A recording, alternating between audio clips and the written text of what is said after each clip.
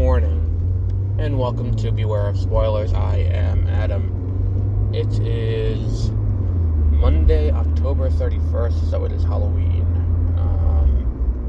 I was going to talk about Cabinet of Curiosities, but I only got through like 3 episodes, and I want to finish the series before I really talk about that in depth. I'm liking it so far, though. I'm really liking it. Maybe next weekend I'll be through that whole thing. And I did not watch All Quiet on the Western Front because, look, I don't mind watching foreign movies. I have absolutely no problem with foreign films. I've watched a lot of foreign films over the years. I've covered a lot of them for this show. My problem with All Quiet on the Western Front is that, for whatever reason with me, if I'm watching a foreign film or a film entirely in a foreign language, I kind of have to watch it in a movie theater, otherwise I'll get distracted. And because it's a words movie, quote-unquote, as I heard someone put it years ago, it's the kind of thing where I need to see the whole, I need to be watching it live, kind of. I need to be watching it in a theater where there's nothing to distract me. If I'm sitting at home watching on my, watching in my home environment, then any number of things can act as a distraction. And I think that the biggest issue that I have with this whole, with that is it's not an indictment against the movie or an indictment against anything else. If anything, it's an indictment against my own attention span. Because last night I kind of wanted to just, relax a little bit and play, I went back in and played some Star Wars Battlefront 2, not the new one from EA, the OG from Pandemic Studios. Game holds up. Game really does hold up. It's an interesting, it's an interesting thing. But I also played this weekend Dune Spice Wars, and I wanted to talk about that a little bit because I feel like there's some good discussion fodder when it comes to Dune Spice Wars. So, for those of you who don't know what this game is, it is a 4X, so basically take Civilization, if you played Civilization, and put a Dune skin over it, where it's set on Arrakis, and all of that, and it's that kind of thing. And it's interesting because the 4X genre, as we know it now, when we talk about video games, we talk about how video games iterate on themselves. Video games will develop and change and expand as more and more studios work on a system and continue to get better at it. And as they work on it, more will happen. And, Stardew Valley has become the new kind of standard bearer for farming simulators, and then on top of that, because it made so much money, other studios are getting in and trying to get into the Harvest Simulator game, or genre, I guess would be the right way to put it, where it's like, Square Enix has has Harvestella coming out, and then there was that Nintendo Direct a few weeks ago that was like farming simulator, and it's like, alright, we get it. You like Stardew Valley, everyone's gonna try and do it. And what ends up happening is the more a game gets iterated on, the more the rest of the industry learns what works and what doesn't work in the genre. And this is all just a long way of saying that the 4X genre of strategy game, as we know it today, owes a lot to Dune. In 1993, maybe it was 99, there was a Dune 4X game that things like the Fog of War and city management and all of that originated in. So it's fitting that Dune is going back to that now, especially considering Dune as a property really lends itself to that. So I like the game. I'm not saying I don't like the game. It's fun. It's kind of, it feels a lot like you're playing Civilization, but set on Arrakis. I mean, what more do you want? I feel like ultimately my issue is, and it's not necessarily I don't know where to lay fault on this, because I feel like if this wasn't the case, you would be like, oh, that doesn't mesh well with the universe of Dune. But at the same time, it's like, well, we have to address this somehow. Like, you can't just not do this.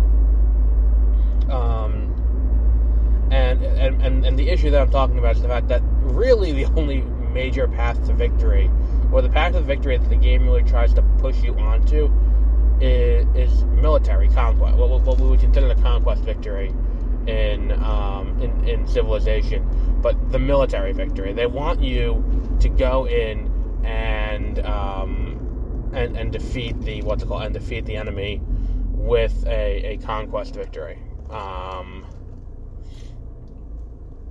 And it's like, all right, I get that. I understand that. And I understand why that's a thing. Because if it was like, and you can have the World Congress come together, and you will get... number one, it doesn't really mesh well with Dune, but also it just kind of feels a little off doing that.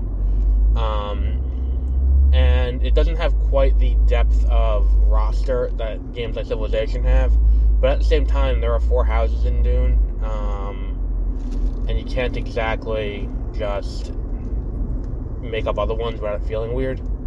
Because really, you can do, like, the Fremen, and then you can do, like, the Carrinos, the Harkonnens, the Atreides, and I feel like there was one more. Maybe there was only 3? No, there's definitely a 4th. And then there's also the Fremen on the ground. And I guess you can, like, if they really wanted to, they can make a faction for the Bene Gesserit, but the Bene Gesserit don't really take that kind of an active role. So I don't think it would really, like, the options as it stands are limited, unless they're going to break it up into, like, different rulers of Arrakis at different times and how they do it. Like, if they made a Leto the Tyrant, or Leto Atreides II, as they call him in the book, even though that is not what would happen in real life. That still bothers me to this day, that in God Emperor and beyond, they call him Leto II, and not... Because the thing is, well, also, the first Leto Atreides was not an emperor, because Emperor Shaddam IV was still emperor. We're getting way off topic here, but he point stands, looking back on the reign of the God Emperor Leto, he would have been referred to as the God Emperor, or Leto the Tyrant, or something like that, where it's like, that's the kind of thing that happens now. It's not like Ivan the Terrible is Ivan the Terrible, or Vlad the Impaler is Vlad the Impaler. We don't sit here and go like, you know, and this is Vlad the 7th. It's like, no, it's like, you know, it's this guy. So that is an option. That's very much an option for a game like this, where it's like the idea that what's it called? The idea that what's I'm looking for here? There's definitely a word that I'm looking for that I can't think of. That's a way that I would hope they would expand the game and maybe add more different, you know, factions to do the the various houses. That way you get more options in terms of leadership perks. It would require a lot of rebalancing of the game to get that to work. Each time they do that, but it could be interesting. And then there's always the question of, like, you know, if you're trying to keep it somewhat grounded, where it's kind of like we're inserting you into a scenario that feasibly happened within the timeline of Dune, it wouldn't really mesh well. I don't think. They were like, oh, and now here's Leto fighting against Paul for command of... I mean, unless you just do different eras, and you just do, like, you know, the various eras of Dune lore. Maybe you add in the Talaxu or something like that. That's another option. Just go further down the line of Dune and start introducing the weirder shit from the later books.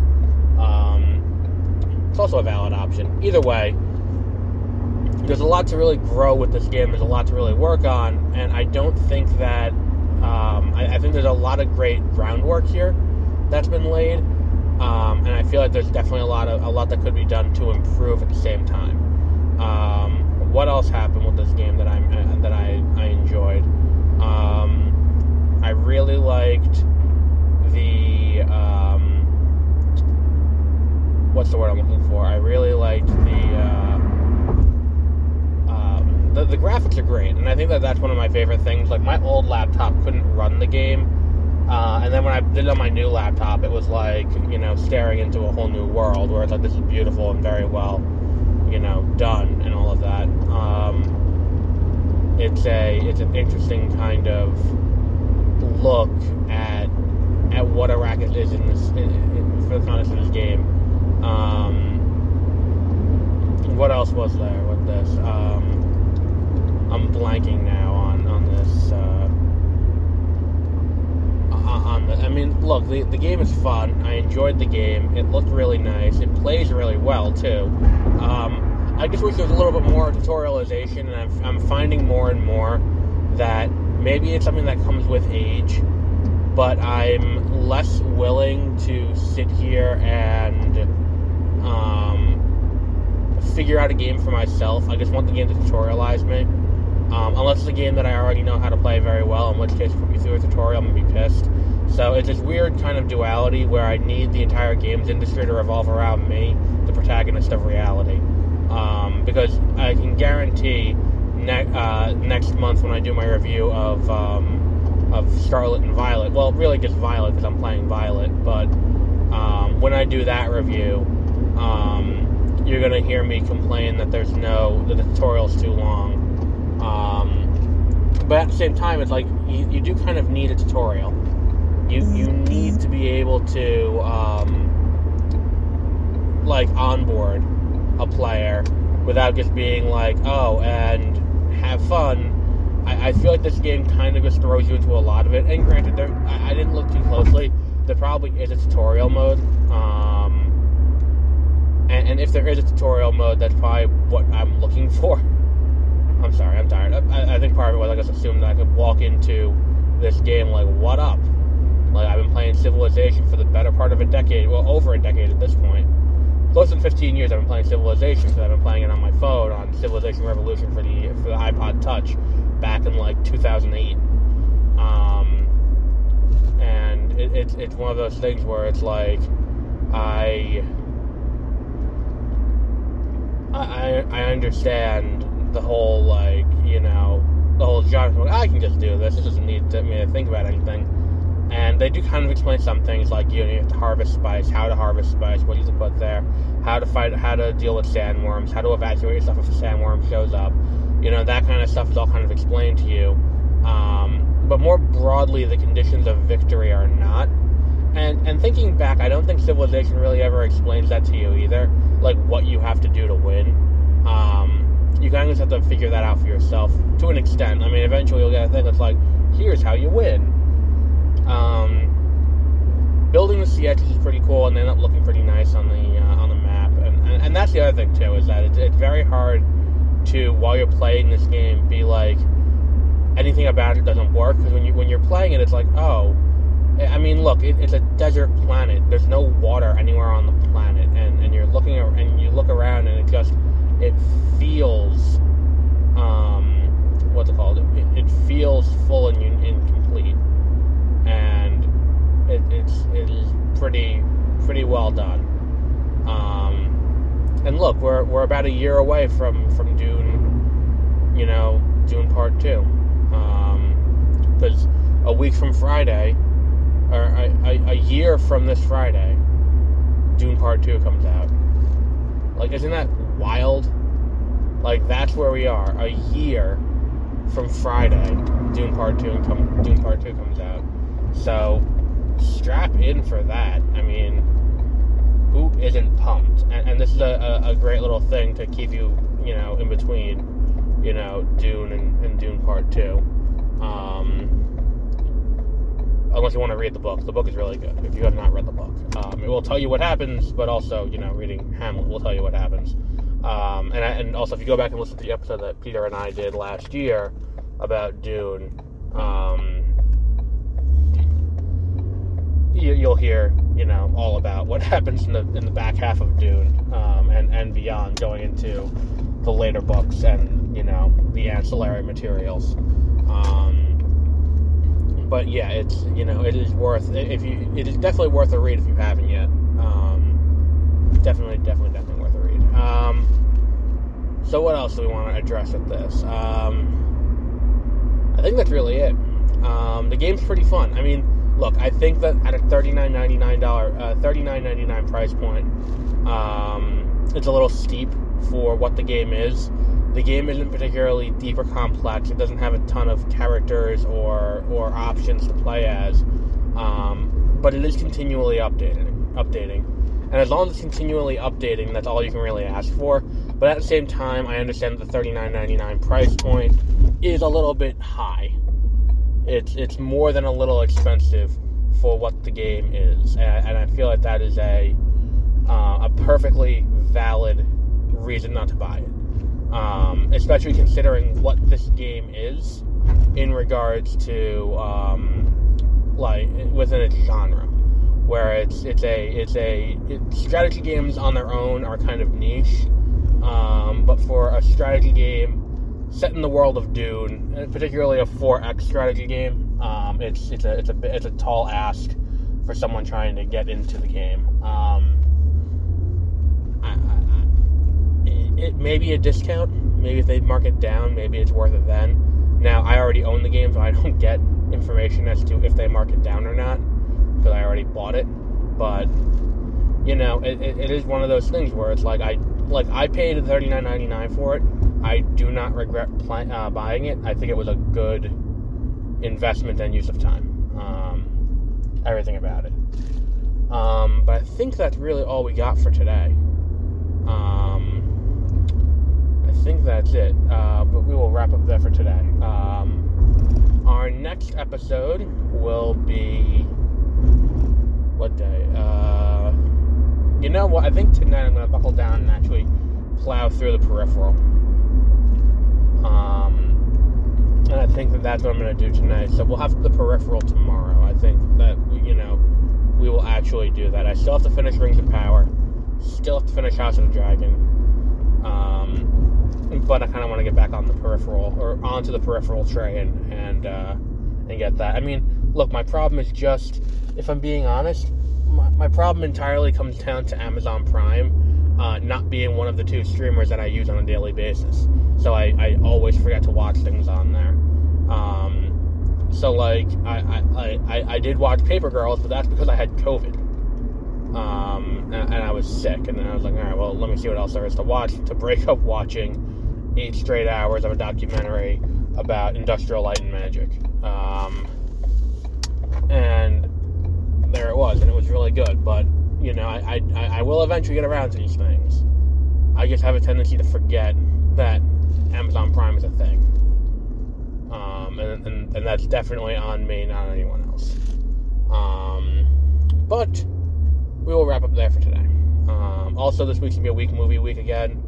Not much coming out. We are in the week before Black Panther. Maybe I'll see Black Adam again, just to see maybe if it improves on a second viewing. We'll do a second viewing theater. I haven't done one of those in a while, second viewing theater. I don't think I've done that since Endgame. And really, that was a third viewing theater. Maybe we'll do that this week, I guess. I don't know. I have no interest in seeing Pray for the Devil. I have no interest in seeing, what's that other one? Pray for the Devil, or... I don't think there's really anything opening this weekend. And I think my problem is, like, Till opened and Tar opened, but my theater isn't showing them because it's still down to 6 screens, and there's no evidence that they're going to be done with this renovation at any point in the near future. So, yeah, I mean, it'd be great if they were, but no evidence to suggest they're anywhere near completion on any of the renovations. But, on that note, we'll wrap up there for today. So our next episode will be probably tomorrow with the Peripheral to kick off November. So, until then, have a great rest of your week.